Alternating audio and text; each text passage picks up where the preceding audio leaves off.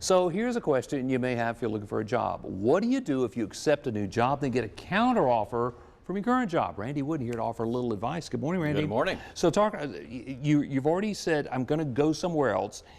What do you mean by counteroffer? There's something they want to keep you there, right? Sure.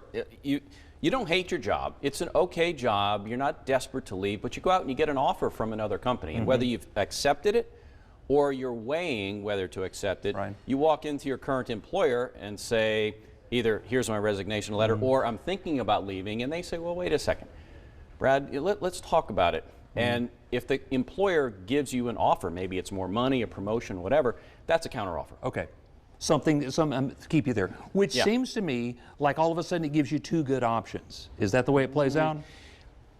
Does it look good? Does it feel good? Is it going to be good for you long term? The answer to that typically is no. But let's talk about that, because there's some dynamics that go on. There's some pros and cons from the candidate side and also from the employer side. Okay. First of all, if I'm a candidate and my job's okay, it's not in danger, it's okay. And my current employer is going to give me more money. Okay. And I don't have to go through the headache of switching jobs and being the new kid on the block and wondering who am I going to work with. It's so much easier to stay put. Plus, they're going to throw more money at me. So what's the downside? Right. Downside from the candidate standpoint is, think about a marriage. You cheat on your wife, they get back together again. There's always you planted a seed of doubt. Right. There's a seed of doubt there, and from a candidate standpoint, you can kind of be on the outs a little bit. Okay. Let's take it the other way, though. Let's look at it from an employer standpoint. Let's say Brad walks into the powers that be here and says, hey guys, listen, I've got an offer. They say, we hate to lose you.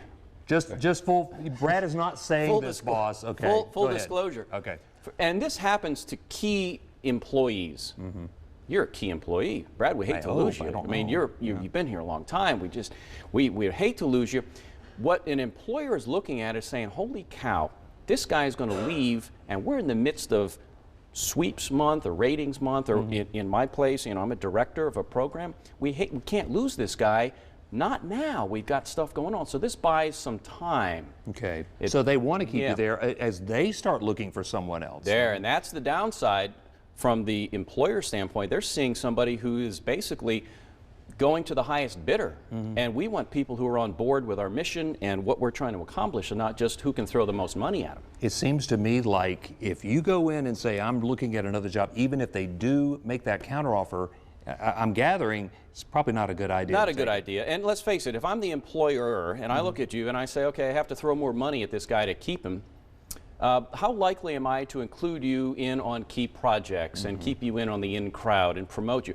When there's a downsizing, business is slow, who do you think I'm going to let go? The one who's already said, I'm looking at leaving. Correct. And from your standpoint, you're sitting there going, you know what, if it took me walking into my boss to tell him I have a new job, for them to throw a little more money my way, is that really an employer I want to work for? And here's one other point too. When people change jobs, it's rarely just about money. It's about challenge, growth, stability, quality of life. And I compare it to rust on a car.